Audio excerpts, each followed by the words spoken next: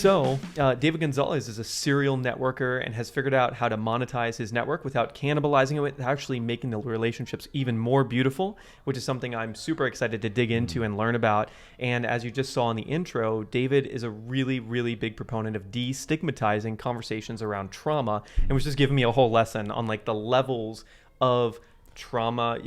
Can you really quickly explain the levels for them? Oh, well, just the first level would be just someone who's trauma aware, that understands that trauma is a thing, that everyone has trauma, and that there's different types of trauma, that they have trauma, you have trauma, their parents had, everyone has it. But that's about, that's kind of the gist of it. Trauma informed is someone who understands the nuances of trauma, the different types of trauma. They understand that it's basically a nervous system response, and that a nervous system is either regulated or unregulated. And when our nervous system is unregulated, it's because our nervous system is responding to something, to some danger, or some lack, something that happens too fast, too soon, or not enough for too long. And so then that's in the moment. But after that experience, if someone experiences anything that even remotely reminds the nervous system of that experience, it'll create a similar response, and that causes dysregulation or an unregulated nervous system, which can look a lot of different ways. And so that's someone who's trauma informed, and they know that something even as relatively benign as meditation can be very dangerous, because if someone has enormous amounts of complex unresolved trauma and you put them into a really effective meditation program, it can allow them to access that unresolved trauma, and they can royally dysregulate in a point where they re-traumatize, and it could be. I could kind of see how that would happen. Yeah. And then someone who's trauma trained as a trauma expert, they know multiple modalities on how, when someone is dysregulated, how to guide them through gently, compassionately, and with care and impeccability, how to move them over back to being regulated, and how to train themselves, how to move past that so that they can close that loop and move into a more fulfilling life. Yeah, beautiful. So if you don't mind, let me give a very concrete example for anyone who's watching this, who's maybe like, the whole trauma conversation is a very big thing right now. And I feel like it's really coming to the forefront in all the podcasts, all the books, all the documentaries that are coming out. There's a lot of conversation about these things, especially with the legalization coming up of like these different substances, like psychedelics. Yeah, psychedelics and all of this, right? So something for me would be, I got jumped a lot as a kid. I got heavily bullied, and I had no idea that there was anything going on with me about it. I'm a very happy person. I've pretty much always been a very happy person, even like days following something like getting jumped, even if there were bones broken, right? So that being said, when I was something like 26 or 27, I started traveling the world. And outside of America, there's a lot of places you can go where there's like huge crowds of people. And I always didn't like crowds of people, even here, but it wasn't really a big thing. I could always avoid it. In other countries, I could not avoid it. So I'd get on the train in Japan, and there'd be so many people around me that I would start to get this, like, I would never act on it, but I always had this thing in my head where I literally at any given time knew how I could break bones of like the nearest 10 people around me. Like, that was just something that I thought that was like, just because I had been an MMA fighter, an amateur fighter. So I thought that this was like a normal thing. Wow. And then it was years later where I was like, I was talking to other people and traveling with them. And I was like, do you guys ever like think about this? And they were like, no, are you kidding? Yes. And I didn't realize that that was a weird thing. And then I had like a couple experiences, and one of them, it was like the next day I was walking around, I was in a crowd, and I suddenly didn't feel like I needed to hurt anyone. And I had never done it in a crowd before, but that feeling was, I don't want to say gone, but it was like 90% diminished. My situational awareness calmed down, and suddenly I was like, oh, I'm not aware of the 7 nearest people and how much of a threat they are to me. Like, that's not a thing anymore. So it was a very weird experience to like have something that seemed normal, which is what trauma is. Yet like a lot of people think their like thing is normal, and then once you start talking about trauma it, response. Yeah, because that's a big distinction. The trauma experience, the event, the occurrence, even if it was a lack of something developmentally, is the actual trauma experience. The trauma response is what you're referring to that normalizes later. So people who are shooting heroin because they don't want to feel a certain way, they don't want to address something, that's normal to them. Yeah. Yeah. So keep Yeah. going. Yeah. Yeah. And then suddenly, oh yeah, let's go ahead and flip this for you. This is a 1 hour hourglass, everyone. I'll bring it up occasionally and so you can see how far in we are. So yeah, I thought it was a normal thing, and suddenly it was no longer normal, and I was like, wow, I really need to look at that. I had no idea, and Sure. how many ways that could potentially be affecting like my ability to focus or hyper focus, right? Yeah. Or not be able to focus, all sorts of things like that. So I still actually have no idea how many different ways that's affected me, because that was more of a recent thing that happened. But there's also some great skills and some great things that have come from that. So now it's interesting. I have the ability to turn that on and off. Where if I want to be Love very it. situational aware, and sometimes when you're filming in like risky areas, that's a great skill to have, and to know like which street to turn down and which person you can talk to and which person you can't talk to. And I'm way more sensitive, I think, to like people's aggressive energy because of it too.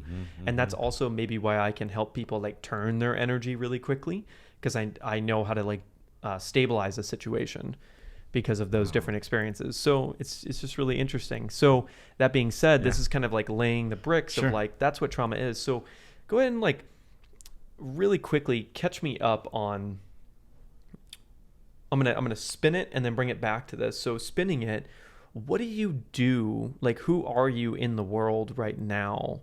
Because even I'm not exactly clear on that, but I think they would want to know. Sure. So are you talking like professionally or like, cause Let's go through like categories, maybe like professionally, Okay. and then like personally, like what's your life like? Who do you live with? All those good juicy Sure. things, and then we can talk about some other fun stuff. Sure. So professionally, I was fortunate enough to have structured a couple of deals early on with some startups that made it to where their growth became, I became a beneficiary to that. So financially and professionally, I kind of stayed connected to the digital marketing community because, they're kind of endorsement deals that make it to where, my being relevant in the marketplace, my voice, my influence in the marketplace is important, but I don't have like a job or a day-to-day, or I do run the Internet Marketing Party, which in September of this year, 2021, it'll be 13 years of doing it every single month, which is basically a business happy hour networking event where we bring a speaker into a bar. There was no pitching or selling. And the afternoon of that party, I asked the speaker a few months beforehand what their biggest challenge in business is, and then I curate 8 to 10 experts in a closed door board of advisors think tank type scenario. I'm an EO alum. Oh, sweet, yeah. So I basically modeled EO Forum and took it into, you can't pay to get in this room. You can only be invited. And then the speaker gives us permission to tell them what they need to hear, not what they want to hear. And we all agree that what happens in that room stays in that room. So all the experts benefit because they each get to, they're all like, we've had speakers that say, hey, I'm wanting to ramp up my paid traffic efforts. And so why I'd like to only have people in the room that are spending $1 million a month in paid advertising.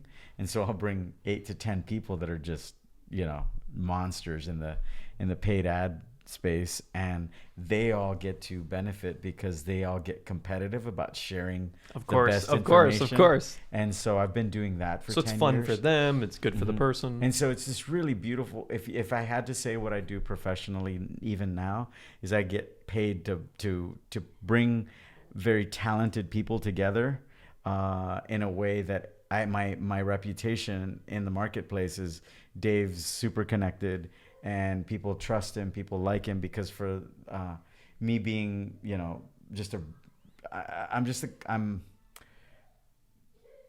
I'm the kind of person that will sacrifice my own profitability for relationship. Of course. And a lot of people, I've left millions of dollars on the table because it wasn't okay with me, unless I knew that I was in the right. There's been a couple of situations where there's some people that would probably say, well, that didn't resonate with them. But I think there's a fine line between someone wanting to take advantage. Like, don't mistake my kindness for, what is that saying? Don't mistake my kindness for stupidity or something like that. Something like that. Yeah, but like that doesn't mean I'm just going to let you step over me. Yes. When I know that I did the work and you paid somebody else on the team that didn't bring traffic more than you paid me, when my commissions are due, they're due. Yep. You know, so then tell me about this. How did this all begin? Yeah. So you did the couple startup deals that you super benefited from. So you weren't financially in like a bind where you needed to make something happen. So you had this great opportunity to create something. Tell me about the story of creating this like internet marketing party and this whole idea. That happened because I used to run $1 million a year hypnotherapy business for 9 years. I had a staff of 12. And at one point, the marketing channel stopped working as well as it once did. We used to run full page ads in the Austin American Statesman, our local newspaper, and those were very expensive. And it worked until it stopped working. And one day, I realized that I was not passionate enough about figuring out how to make it, how to revive that business. So I chose to either close it or sell it, whichever came first. And we started selling programs that were limited to the amount of months that we would be open. And I sold that business by the skin of my teeth. And that was in about 2006. And at the time I was like, well, like I have money and time. And so I was looking around and got into real estate, but in 2008 happened. And then I decided, how much did you put into real estate from what you had made? Like a lot? No, it was more like I got into real estate as a realtor because I didn't make so it didn't crush you. No, because our business was trending downward, and anyone in their right, we were very lucky to have sold it. It was on a very steep downward trajectory. So whenever I got into real estate right before the big crash in 2008, it was not pretty, and I was looking around and I saw a friend of mine who was running the Hypnosis Network, which is doing, $4 or $5 million a year, selling hypnosis CDs. And I asked him if he would coach me because I had read Tim Ferriss's 4-Hour Workweek, and he got me, up to speed, put me in touch with some people that basically connected me to all the big people, big players in the, for the Frank Kern and Yannick Silver and Ryan Dice and Perry Bell, And this is 2010? 2009. Okay. Yeah.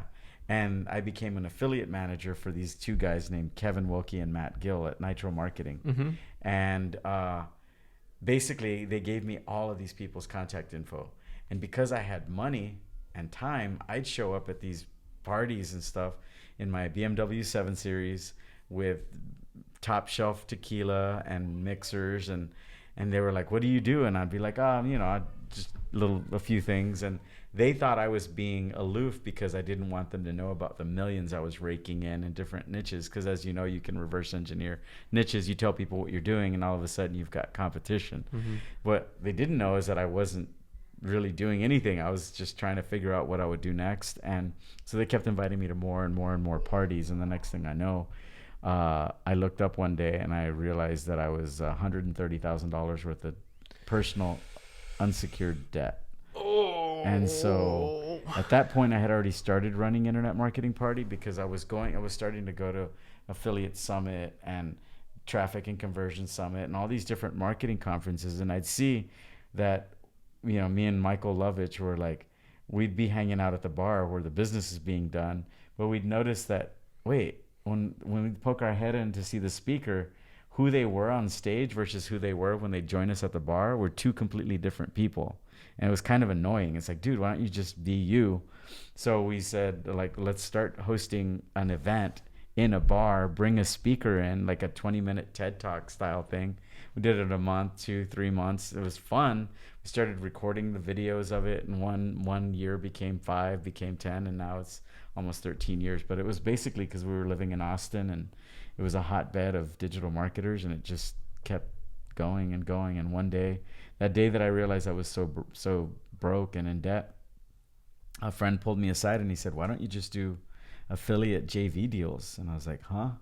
I was just in such a bad spot that I couldn't see it. And so I put a couple people together, and made some money on override of commissions and kept doing that, and then started an agency, and I started another agency, and then, just kept going from there. Wow. Okay. So, the whole MO of like season 2 is 2 seconds of courage, right? And there's these moments in life where you're 51% scared, 49% excited, and then it starts to tip, and then you're suddenly 51% excited, 49% scared, and that's when people end up taking the plunge into some big moment in their life. Yeah. I feel like buried in this story must be like 18 of those different moments. Like I mean, I'm not saying this is a story you have to tell, but I'm thinking like the moment that you walked in to go meet these like titans back then. Yeah. And the intro, I mean, these guys are basically the progenitors of digital marketing, right? Back then, like Frank Kern, like these characters, right? Matt Gill, like all these crazy people, where when you went in to go meet them for the first time and just say like, oh, I just do a couple things, just trying to get this networking built up, to host the first internet marketing party, right? Like to actually put that together. So my question for you is, for all the viewers and listeners, what do you think has been the biggest like 2 seconds of courage moment through like your life thus far that's led you to becoming this like network? Well, one of the biggest ones that shows up for me when you first told me that I was gonna, it wasn't that era. It was actually within the last 6 months. Tell me. So I've never told this story publicly, but when I was about 4 years old, I was raised Catholic, and my mom, one day I said to her, "Mom, why is Jesus so famous? Why is he such a big deal?" I didn't understand it. I didn't understand why we went to church. It didn't make any sense to me. It was boring. I didn't get it. I had to wear uncomfortable clothes. I just did not understand. It did not compute. And she said, "Well, because he died for our sins." And I was like, "He died for? What is that?" She said, "Yeah, we're all born with original sin, and he died on the cross so that we could be washed from those sins." And I was like, I remember feeling this enormous sense of guilt and pressure that I didn't tell her about. And that in that moment, I realized, why is he famous? Because I would die for my family, never mind my community, never mind the whole world. My brain made this connection that if Jesus died, is he famous? Like, I don't want to have to die for everybody, but I would. But like, I don't want to even put this, even at that age, I kind of had this sense that if I spoke that it would be real.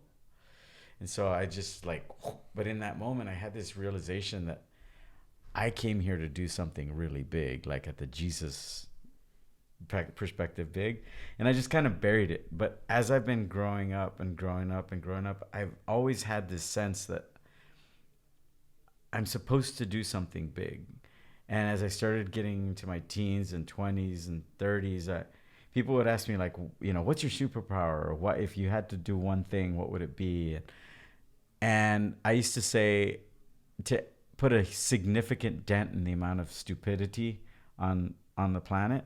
And then one day, a very astute mentor said to me, "Well, come on, if you were talking to a CFO, what that look like?" And I said, "Okay, it would be to put a significant dent in the amount of unnecessary suffering for humans." And that's kind of, and I've always been a big fan of Buckminster Fuller, and his mission was to make the world work for 100% of humanity through spontaneous cooperation without ecological offense or harm of anyone. And when I read that and heard that, it was like, and he had already died by the time I read that. And I just realized, like, I'm going to make his mission a reality. And this was something was a private, intimate, conversation I had with myself, and a commitment I made to myself. And so when people over the last 15 years have said, "David, why are you building this network? Why are you building this community? You're connected to billionaires, people worth hundreds of millions, people worth millions, people that are super influential, and you give so much and you take so little." And that's how I ended up in that big debt situation. And that's why, but I never told anybody because it just felt really intimate and private. And it was just, it just didn't. And then one day, a friend of mine named Bella Verita, you might know her, she was she texted me out of the blue and said, "Hey, I was doing a meditation today, and you clearly popped up in my mind that you're gonna do something really big, like bigger than Jeff Bezos." And my reply was like, basically kind of like, "I know." And she said, I think she was surprised by that. And she goes, What are you going to do?" And I told her about this mission. And she goes, "Oh my God, that's huge. Why have I never heard you talk about this?" And then I realized, oh, well, maybe it's time to, and this was in the midst of COVID. So I reached out to a handful of friends of mine that are futurists, that are really forward thinking, that have made had a lot of financial success, a lot of influential success. Without telling them why I was asking, I just said, I pasted the quote and I put it in a text and I said, "What do you think about this quote?" And all of them replied something to the effect of, "I think it's bullshit. I think it's unrealistic. I don't think it would work. I think it's idealistic, but how, like all the," and it crushed me. It would be almost like if I made a piece of art, and we're looking at this art here, and I didn't tell you I did it, and I said, "What do you think of that piece of art?" And you're like, "Oh, that's gross." Ugh, and I was really proud of it. And so it swirled me out of, for a couple, that like hype and that like upward trajectory of excitement. And all of a sudden I started to notice that I didn't have a mission anymore, and I started feeling depressed, and I started feeling, oh, what's the point of connecting people and of building my network? Started feeling lethargic, and this was right in the midst. This was like in COVID. May, right June in the beginning of COVID. But business was going well, and so it was this weird. And so I started reaching out to people in my network that were visionary leaders and people that were good at vision. And they started giving me advice. I would go take them to lunch or get on calls. And one of these individuals is a guy named Shannon Graham, who is a coach. And he basically works with second summiters, people who have had big exits and they could sail off into the horizon. But one day they wake up and they have a giant sense of anxiety that like, their job ain't done and they've got to do something more, and they don't know what it is because now they don't have to. And so he works with a lot of those folks, and one of his clients like increased the GDP of New Zealand single-handedly. I'll tell you more about that. But I called him and we connected, and I chatted with him about what I was up to. And by the end of that phone call, he said, "Wow, you seem like a perfect fit for a client." And I was just wondering, I have so many friends that just kind of, I have so many friends that are influential and coaches and speakers and big lists and big audiences, that a lot of times they just hang out with me like a buddy. Yeah. And at the end of that phone call, he said, that I would be a perfect fit for his client, and he knew that he could help me, and it was going to be $150,000 to work with him. And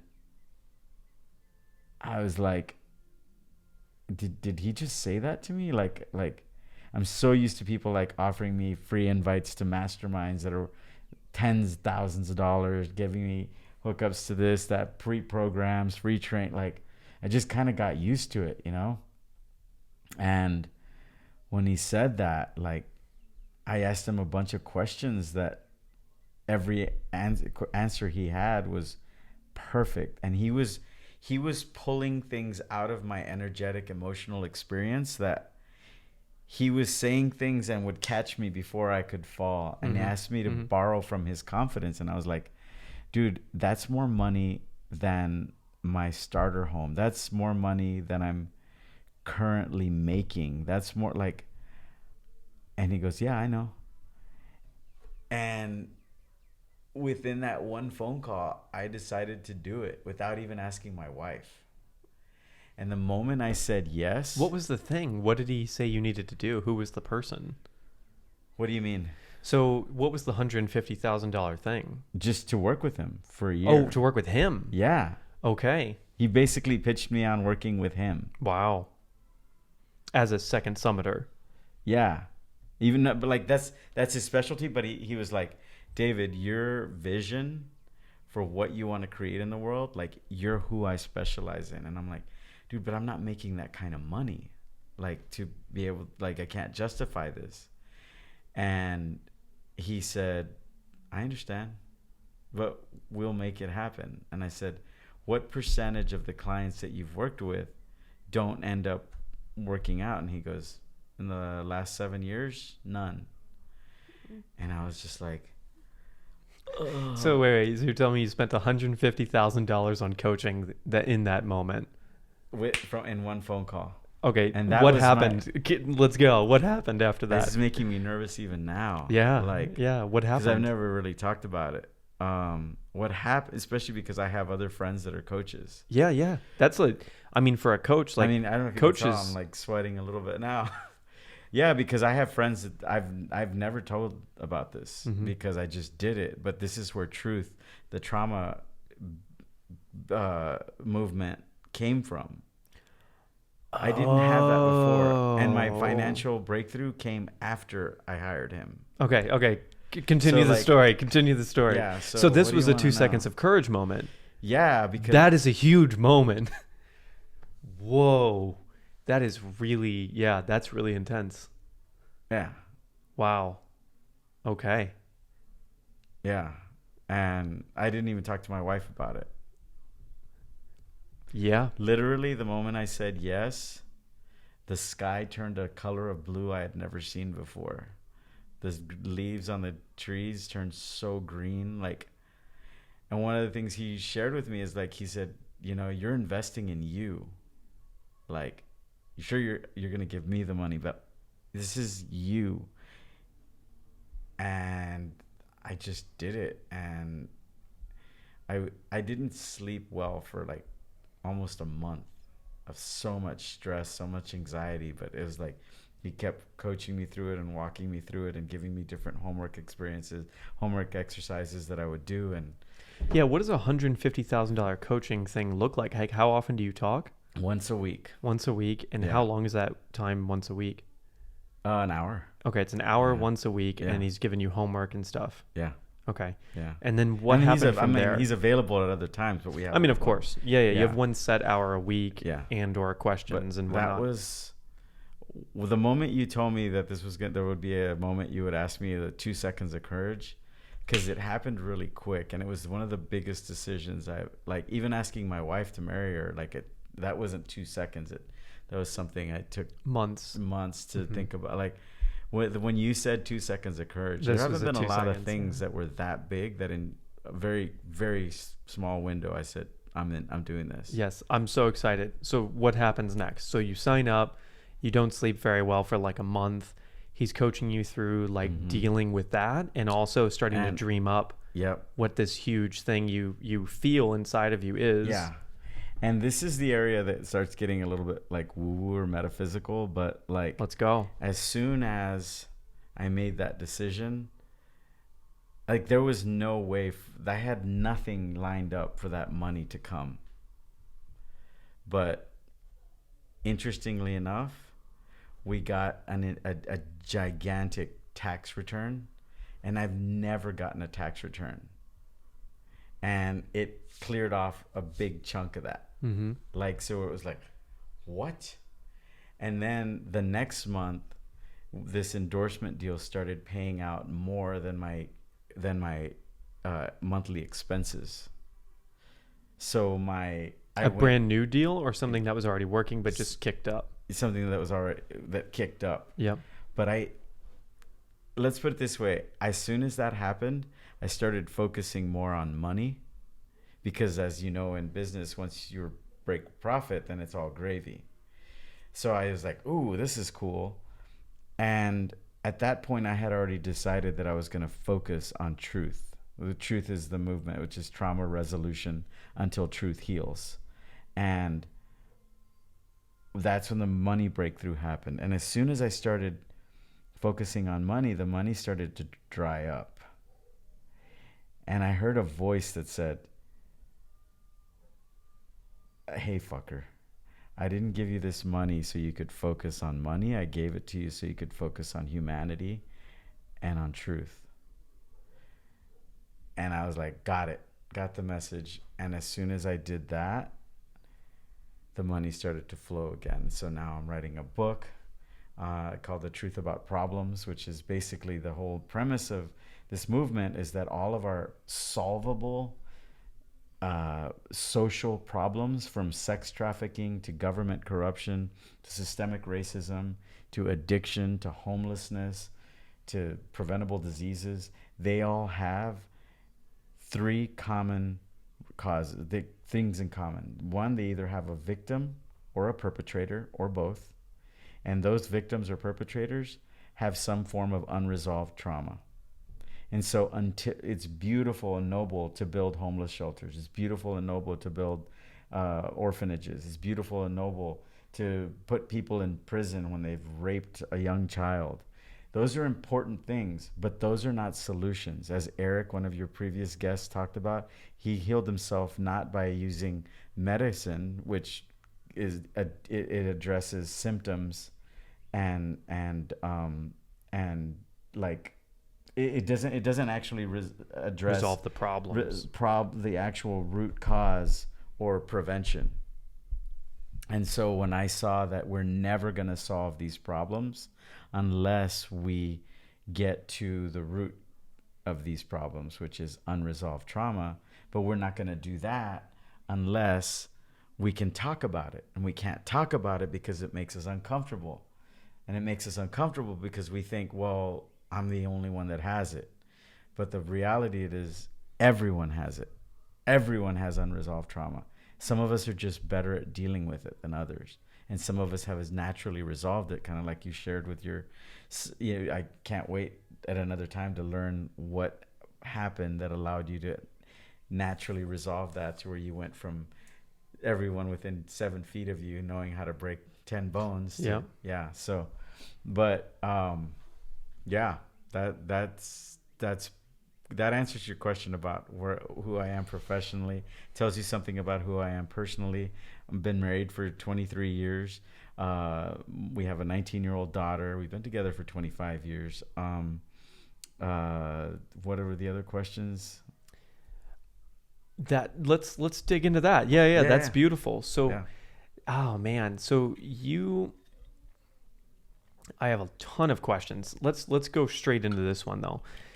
When we're talking about trauma, and I shared my 7-foot thing, what is a way so that people can understand, like, if there's the 3 levels, right? Where that first level is like you're aware that everybody has trauma. This is very important for people to understand, right? It's like all of us need to understand that everyone's got something. Like, there's nothing to be ashamed about. Everybody on the planet's got something. In your experience, like, let's say before this was a major topic of conversation for you, what is something that people might experience if they don't understand that? Like, how is that going to affect a relationship or a friendship? Easy. First of all, and this is why some people have already started donating money, is a friend of mine named Chris Daigle. I shared with him what I'm up to, and he sent me money because he said, Dave, this has changed how I look at my fellow man. People that I thought of earlier as lazy, as ignorant, as stupid, as bullheaded, as morons, jackasses, I now look at as with compassion. And what did you do that made him All change I did that? is I explained to him what I did with you just now. Oh, and that triggered that response that for connected for him, that like, oh my God, A, everyone has it. B, when they do have it, they're going to respond in, like, homeless people aren't lazy or dumb or bad. Homeless people have massive amounts of complex trauma that lead to addiction and or mental illness. When you resolve those complex traumas, which is a lot of work and it's not fun and it's not easy, but no one's even focusing on that because no one wants to talk about it. 30 years ago, there was a study done by Kaiser Permanente and the CDC, Center for Disease Control, called the ACE study. And ACE stands for Adverse Childhood Experiences Study. And what they found was that there's a direct correlation, according to these questions that you ask a child, how many of these adverse childhood experiences they have that will directly correlate with them either getting cancer, getting diabetes, getting heart disease, getting mental illness, depression, OCD. Like, it's direct. It's like the same way that, people that smoke a lot of cigarettes or live next to a chemical plant or work with insecticides are going to get skin cancer. Like, you spend a lot of time in the sun without UV protection, you're going to get like that level of correlation. Wow. And that was over 30 years ago. But from the look of recognition, it doesn't sound like you've ever heard of this study. Never. And if you've not heard of it, that probably means there's not any money being poured into it. The reason I believe that's the case is that when it comes to a homeless guy, an addict, a pervert, a corrupt politician, an obese person, you can point the finger at them. But when it comes to trauma, adverse experiences, we've all dealt with them. So you can't just point the finger out, and it's very uncomfortable. So until we overcome that discomfort, that anxiety, that low grade stigma, then none of this stuff's ever going to change. None of it. No one's talking about it. They're talking about trauma, but they're not making the connection that's why we have the problems. We live in Austin. All those tents, like all those homeless people, they're dealing with complex, unresolved trauma. So then let's go to something very approachable, and then we're going to dig into the homelessness thing. Mm-hmm. How did here, while you're drinking, I'll show everybody our little clock here. Mm-hmm. So round about halfway. What did this cause in your life? Mm-hmm. The traumas that you had, what did they do to you? And then I'm assuming you've done some work around them, and how did that change how you just are in the world? So there's a few ways are you asking what are some traumas that I have? Yeah. And then how did that present in you? And then once you realized that, how did you change? So what were the ones you had? What were your symptoms from them? Right. And then how did you deal with them? And then what are the I'll tell you one of the big ones that I remember is both my parents were educators, but we lived along the Mexican border down in South Texas. What was the town? Weslaco, Texas. Okay. My parents were, my mom only had one brother that graduated high school college. And then my dad, I think he's the only one that graduated and college. So there was a lot of poverty, a lot of, just not a lot of real high level education. And I lived kind of in the barrio. And my dad had bought me a piano, and I would take piano lessons. And I loved going out to play with my neighborhood friends. But one day, when they came to knock on the door so that I could come, they're like, "Can David?" You'd knock on your friend. Can Skip come play? And can Joey play? You'd go to their house, and you'd invite each other to go play outside. And when my parents said, "No, David's got to practice piano," later the window was open, and I heard them call me a fucking faggot. And I stopped playing piano that day. How old were you? I was about 5 years old. Yeah. 5-year-old said that? Oh, no, these were 7, 8. Oh, a little bit older. We were in the barrio. You're wow. Yeah, and they said it in Spanish, which is even, there's, in the Latino culture, it's even, yeah. And so that was I was always the smallest boy. I'm 5'3", and so I was the smallest boy. Even amongst my peers, I was often smaller than even boys younger than me. And I was often smaller than the girls in my age group. And so another big trauma for me was just not getting the attention that I wanted from my friend. They'd play certain sports, and when there was team picking, captain picking, I'd never get picked. And probably the biggest trauma of all was when my mom and dad started having problems. They got divorced when I was about 7. My mom pitted me as a pawn to try and get my dad to stay, because my dad was packing up his stuff and leaving the house. And she was sobbing, and she pulled me into a room and said, "Son, will you please go and get in your dad's truck and tell him not to leave, and he'll listen to you. He loves you." And I didn't want to do that. And I was 6 years old. And so I reluctantly did it. I went and said, Dad, I was sobbing, and I said, please don't leave. I don't want you to go. And he just looked down at me, put his hand on my shoulder and said, son, we can't always have what we want. And said, please go inside, and proceeded to drive off. And, the really reason I can say this right now without crying is because I've done a lot of work on it.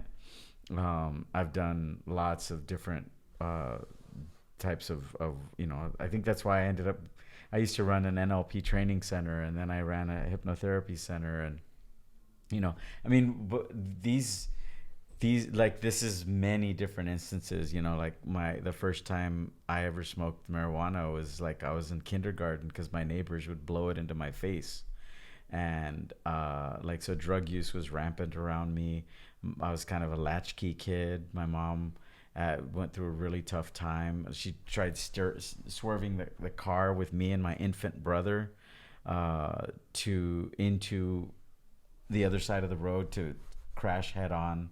We didn't actually crash, but she was threatening my father and his mistress at the time, where we ended up in court, where my mom had, was being threatened with getting custody of us. It was just a really tumultuous. Yeah. And then my mom was just not very present for us, because she was very much always out and about, hustling and getting stuff done and trying to. It wasn't an ideal childhood. And I started drinking by the time I was 15, 16 years old. I would drink pretty much every day after school.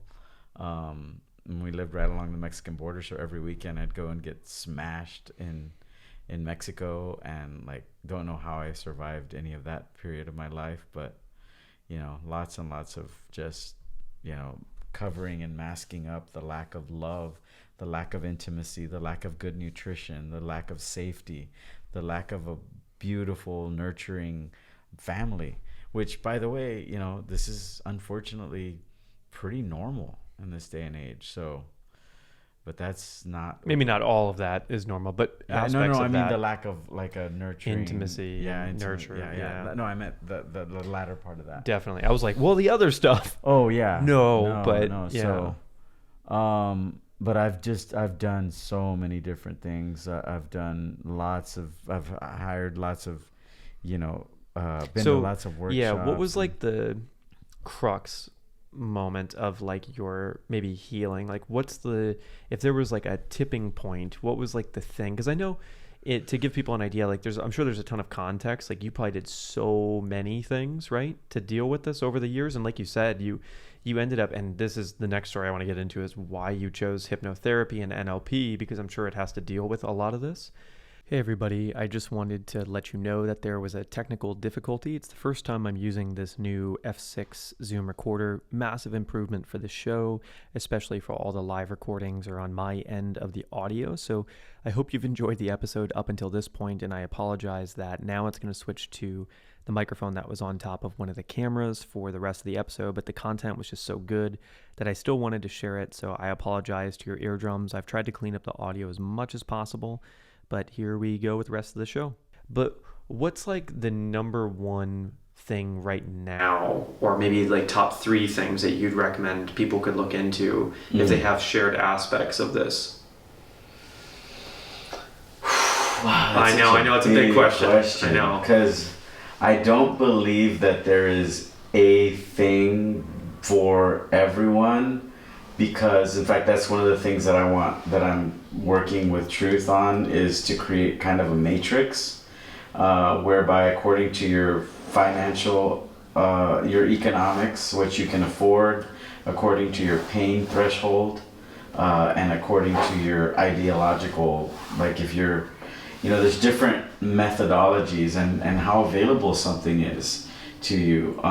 What I will say is that it's not always going to be therapy, because that's cognitive, and some of these trauma experiences are stored in the body and in the nervous system. And if a lot of psychotherapists and social workers and therapists are not necessarily trauma informed or trauma trained. And not to say that they can't do some good. It's better to do something, but sometimes some of these traumas can be triggering and re-traumatize people. So, absolutely. What would So let me maybe ask you a more specific question. Yeah, sure. For you, what were the things that seemed to tip the scales? Because I love that answer of like, it's really kind of a smorgasbord, a buffet, but you need to be really specific with the things that you do. So maybe a preface question would be, how can people start, if people have dealt with a lot of like serious trauma, where can they find guidance on this now? I know that you're building something, but if they need to, if they're feeling really inspired. I mean, I'd say look into the work of Peter Levine. I'd say Will Reason and Ariana Joy. They have got a really powerful program. What's it called? It's called Somatics. I'd need to look it up. Can we? Okay. Yeah, I'll put it in the notes. Yeah, Trauma and Somatics, I think is what it's called. But I mean, I would say just get curious in the same way that like most people when they want to start an online business, just start. Don't commit to anything. Just start researching and reading and look at what pulls you, what resonates with you, and not like cult of personality, not like an individual, but a message, not like an organization, but just start to see what are some common threads of like, oh, this messaging, this type of. So then again, I'm so curious, like, how did you deal with all of that? Yeah. So like, what did you do? I've been stumbling my way in the dark. I first started. My mom was really religious, so we had books on prayer. Then we had, then I started getting involved into like Norman Vincent Peale's power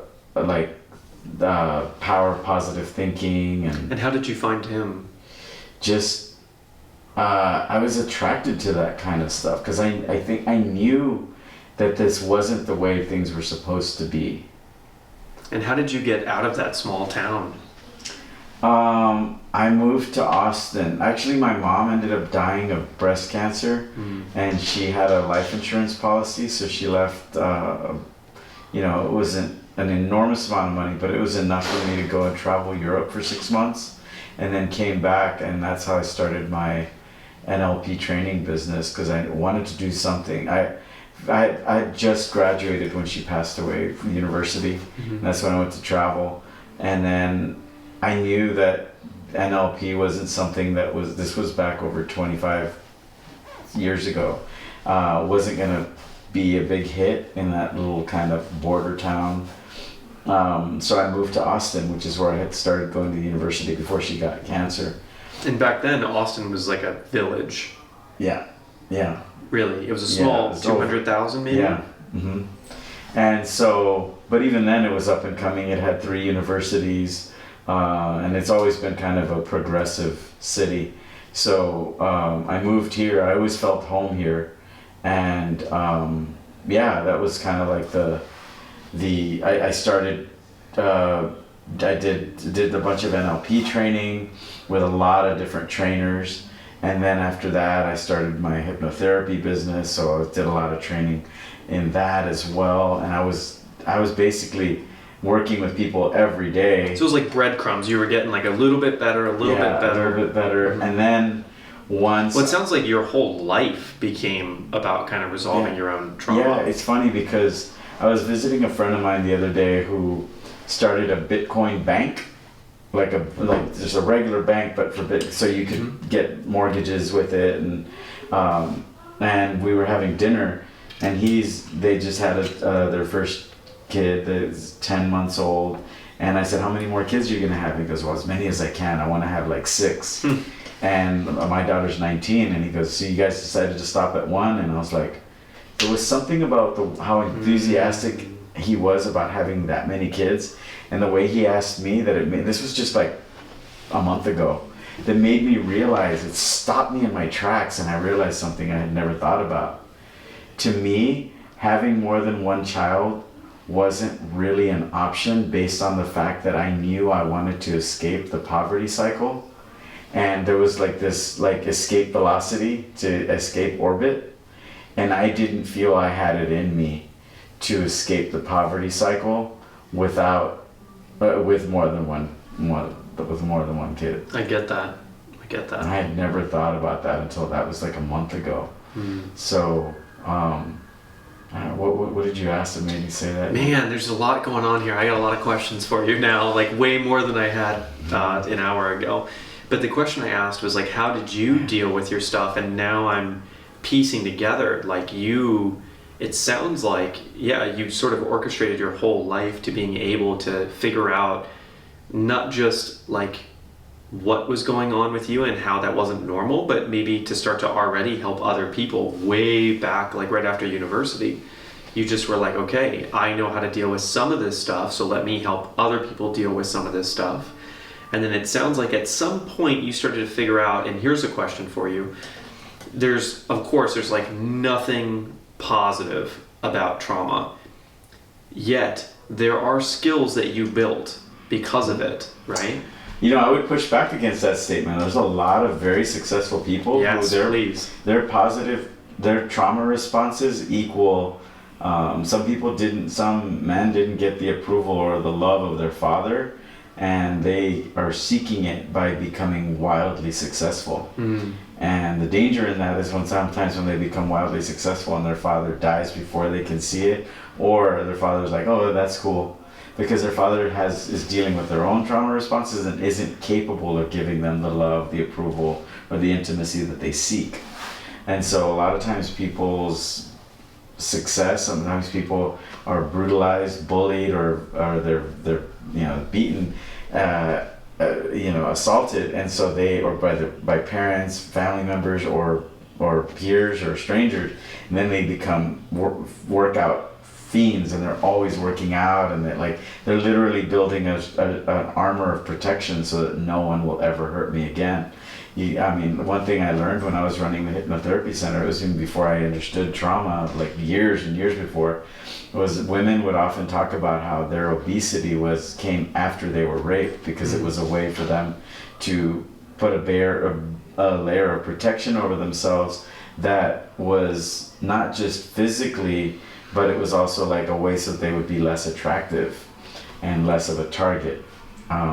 So there's this stuff's really intense. We've got the two 11-year-olds, and that's like one of my biggest fears, so that's very real. So that just to kind of it not all trauma responses lead to things like obesity or addiction, but they look nice on the surface, like someone who's got a super strong work ethic, aka workaholic. Someone who works out religiously, aka they're obsessed about working out. They're addicted to it, and people joke well, there's worse things to be addicted to. But so does it own you, or do you own it? Yes. So let's say you do find that. I have two really big questions, and here's the time just for reference for everybody, because these two questions I feel like are huge. So let's say you recognize that you're like, okay, I'm seeking approval from the dad that left me, or something to that nature, right? And you're working, you're making all that money, you're getting all the success, you have this great network and everything, and then you realize, and you get that breakthrough where suddenly those chains or that emotional pressure of that just drops. Often I've seen this happen to friends, this has happened to me, where once that pressure is gone, you do nothing. Where's the harmony? How I'm assuming there's programs out there where they help you reintegrate once you've dropped these things, because then you become kind of a non-functional adult in different ways. That's why you want to work with a trauma trained expert, because then that'll help you reintegrate. And okay, so the process is awareness. For as an individual, it's awareness. And then there's learning and navigating all the matrix that you're building, right? There's being trauma informed is understanding what trauma is, what trauma responses are, and having accurate language that helps people get back to a place of regulation. But it's not like a modality to resolve their trauma. It's just to stay within healthy and safe boundaries. Yeah, so that's like the education portion, and starting to like recognize how it's affecting you. That's something where you would want therapists and doctors and teachers and caregivers and counselors to be trauma informed. Yeah. And then the third step is the actual whatever you find trauma is gonna, trained expert. Yeah, that's gonna end up helping you get rid of whatever the symptoms are, and then kind of start to build the resilience back up and choose who you want to be going forward, right? So like I said, like there is a benefit to the thing that happened where now I have the ability to turn it on and off. That's what I was gonna say. Yeah, like I the last thing I would want for listeners to walk away from is that like, well, why would I resolve my trauma if it means I'm gonna, like, not everyone ends up in this abyss where they like, well, now they do nothing. Because my experience is that then people have the choice and they realize like, well, I don't have to work out anymore and I'm still fit. I don't have to look like Schwarzenegger in order to, because that's like pushing away from something, you know? And it is, I will say it is a bridge to cross, because like Damon John has that book, The Power of Broke, and my friend John Morrow, who I think would be fantastic to have on this, he's paraplegic. He has a rare form of muscular dystrophy, and he gets around with a tube that he blows into his very expensive wheelchair, like Stephen Hawking style, you know. But for him, a big breakthrough was realizing that he had built his wealth and his network and his like everything around him because he was running away from, like, he has $200,000 or $300,000 in medical bills every month, no matter what, and he lives in a nice house. So just like, but if he made more than $35,000, then he wouldn't qualify for Medicare. Interesting. Yeah, so he was, so he had to make that big leap, and then he did it. And one day he realized in one of our think tanks, because he was one of our speakers, our group of speakers basically helped him realize, and he talks about this publicly, or I wouldn't, you know, but helped him realize that making the jump from running away from not having Medicaid pay for his stuff and being able to take care of himself was a lot more easy than it was to now build off of what he wanted without that tiger chasing him.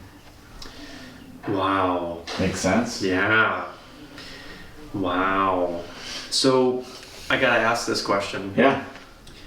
You're learning about all of this, and of course you learned about it little by little by little, but then you had this coach, you did this big program, and then somewhere along that journey you were like, this is the thing, truth is the thing that I'm working on. What's the process been like for your wife and for your daughter in these conversations? It's funny you say that, because one day I had so much anxiety about what, where, how I was gonna, you know, pay myself, like this coaching thing that I had signed up for. I was just like, and I knew I had to make some big decisions. And one thing I did is I just started asking myself a bunch of really hard questions from this book by Keith Cunningham called The Road Less Stupid. And I don't know if you've read it, but it's phenomenal. It's basically just like an hour of introspective, really high quality questioning. You spend like 30 minutes just writing quality questions, and you'll know when you hit on one, because all of a sudden, like, solutions come, possibilities come that are real, and that, like, but it's kind of like Cal Newport's deep work. Like, you keep asking and asking and asking. And one of the questions that came to me was, I got to the point where I would text my wife and daughter saying like, hey, I'm having a trauma response, like, don't worry about me. If I was crying, like ugly cry, like yelling, screaming, beating the shit out of my couch, like in my office, but I needed to go through that to experience some things. But one of the big things that I realized was that I was externally motivated in the realm of business and family. intrinsically motivated when it came to fitness, when it came to faith, and when it came to friends. I know who I wanted as friends. I knew my connection to like higher power, my connection to my health was internal. But when I saw how externally driven I was by way of my finances and my family, it literally brought me to my knees. Because that was something that was completely outside of my awareness. But when I asked that question, I wasn't going to lie to myself. And when I answered honestly, it broke me. And then I knew I had to do some things. And when I made those changes, that's when the money started to come. Because then it was like, I felt like I broke chains. And then, yeah. Does that make sense? Yeah. And I'm a big believer that like, so I gotta ask you this now too. What? Oh, yeah. Okay. So my wife and daughter they've been like total team players along the way. I have the best wife ever. Like when I came inside and told her I had signed up for this coaching program, she just said, "Well, if that's what you think is the best for us, then great." So like, wow. Kudos to Holly. Yep. So 2 questions. Yeah. Have you worked with them on anything, especially your daughter? I feel like, because again, 100% of people have trauma. Yeah. Have you had these conversations with her? I have, but I haven't. Like, it's not. Someone has to come to this on their own. Like, you can, show someone about this, but like, yeah, it's a very sensitive thing. When someone's trauma informed, they know this. Like, rattling someone's cage to say, hey, you've got this trauma, like that, you can re-traumatize them and cause double damage. And then your wife, has she come to you with anything? We've started doing some work together. Yeah, we're doing an emotional intelligence leadership training right now together. Awesome. Yeah, it's like, that's amazing. Yeah. And then what were some of the more powerful questions that you asked yourself? Because you said you just kept writing questions and questions and questions, and which led to external and intrinsic motivations, and then the fitness one I'd love to ask about as well. But what were some of the other most powerful questions that you ask yourself or recommend if other people are in seeking? Like, I'm always in seeking. Yeah, like one of the most powerful ones that I remember asking is, what am I pretending not to know? And then really being honest with myself. Like, what do I really, like, I'm pretending like I don't know, but I really fucking know. What was an answer for you? That was one of them. Okay. That I'm externally motivated, and Warren Buffett calls intrinsic versus externally driven. I wanted to believe that I was more internally driven than I was, and so when I went deeper on that, another one was, out of all of these questions, what is the one question that matters more than all of the rest of them? And that was one that drove me to that as well. It was like I wrote all these questions, and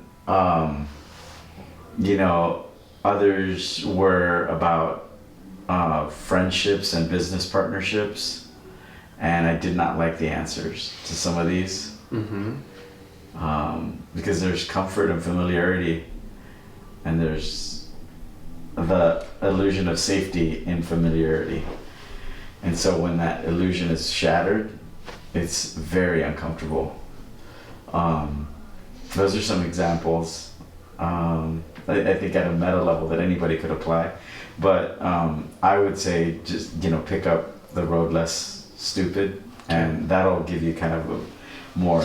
Yeah, that being said, what are like, if you just started rattling off, like, what are books kind of in and around these topics that are good for like basics? Like, if someone's like, hey, I know I've got some stuff. Yeah. What are some of the books that I could look into that I might be interested in? The body keeps score. The body keeps the score. Yeah. There's so many. I would say.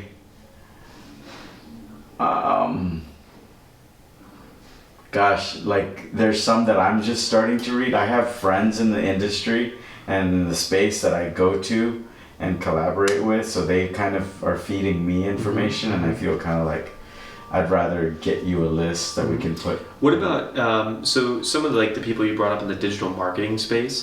What about other people that are just like influencers or YouTubers or things like that, where I'm just kind of wanting to look around and see who are some of the people that you like that are not gonna like trigger people, but are like, if you're already interested in wanting to dive deeper, who are some of those favorites other than yourself? Oh yeah. Depends. I mean, I feel like I know so much about that industry that you, like, are you talking about like if somebody wants to become a YouTuber?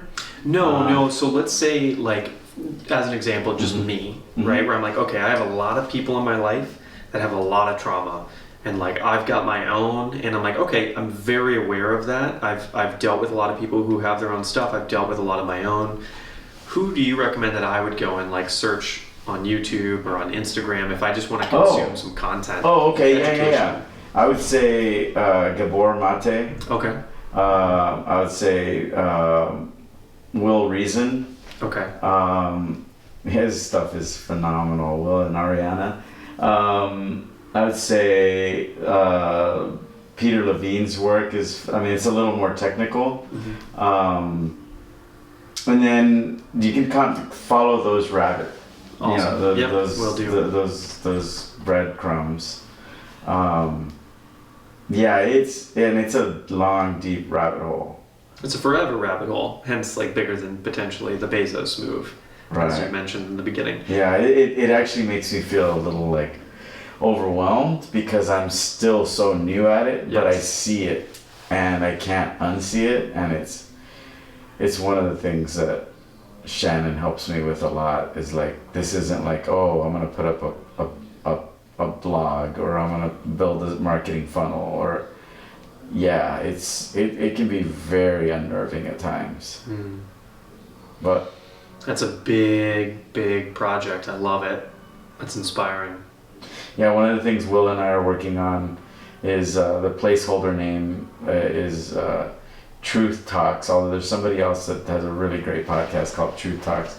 But instead of TED Talks, which is technology, education, and design, it would be a platform for people to talk about their trauma. And if we could have like the Joe Rogans of the world, the Elon Musks of the world, the Jeff Bezos of the world talk about the big traumas that they've overcome and how that's allowed them to build.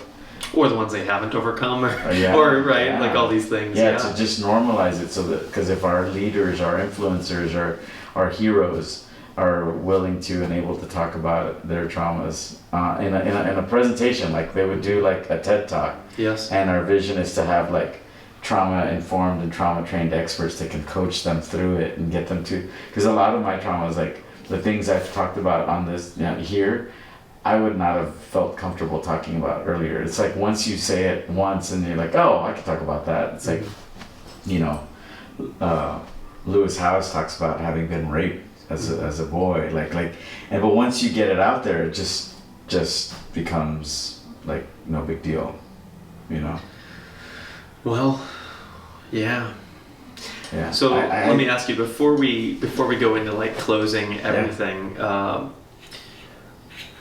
Are there any like big statements or big thoughts or big quotes you want to leave us with before I ask you the last question? Which we're totally doing a round two now, by the way. Yeah. Okay. A lot of ideas. So this is something I'm gonna paraphrase from Keith Cunningham, but it's part of what opened this up, and that is a problem, by definition, has a solution. A problem without a solution is a predicament. And the problems that we're facing, that if we don't address as a race, we're not going to make it out alive, including things like Seaspiracy, including things like all the issues I mentioned earlier. No one is addressing a solution. So if we don't start looking at truly what's the problem and what is the solution? Like, no one's looking at solutions. It's a big problem, right? I think there's certain people looking at aspects of the solutions. You know, Marissa Peer is a good friend, and she does like a lot of big work and is going like really big with like the hypnotherapy space, but beyond that as well, into like making it a more regular thing where there's like tens of thousands or hundreds of thousands of trained people dealing with these types of things. But like you mentioned at the beginning, like this is a 7.8 billion person thing where if we're going to evolve as a species and like not repeat the mistakes of the past, like these things will continue to repeat until we start to resolve these things for everyone generationally. So I'm really inspired because I do feel like you plus so many of these other people that are trying to do these things, but they do need like a super connector maybe who's gonna like unite all of these people trying to do this work, so that we can do it not just on the scale of millions but on the scale of billions. So when people fall in love with you, when they watch this and they want to learn more, like where can they find you, where can they support you, like how do they find you? I've currently got a very simple landing page for Truth called truthconversations.com up. Like I don't have like a personal web page, but because it's, you know, I had the agencies, I still have them, but they're just kind of like running with my team. But that's not a lot of what we talked about here, so I doubt someone would want to go there. I'm not really active on social media, but if somebody wanted to reach out to me, they could. I'm gonna give my email address, or you could yeah, there could be people that want to contact you, especially about support and doing similar things. I'll do David at simplythecoolest.com. Simply the coolest? Yeah. No way. That's amazing. Yeah, let's hope that. Yeah, I usually only give that out professionally, but I feel confident that the folks will be listening to this are people that would be more, they're not going to be spammers. Yeah. Let's hope and pray. Well, thank you so much for coming on. I know so much more about you now, and we have so much more to talk about. So hopefully we'll get around to it at some point. A lot more interesting conversation to be had, but I'm really looking forward to this.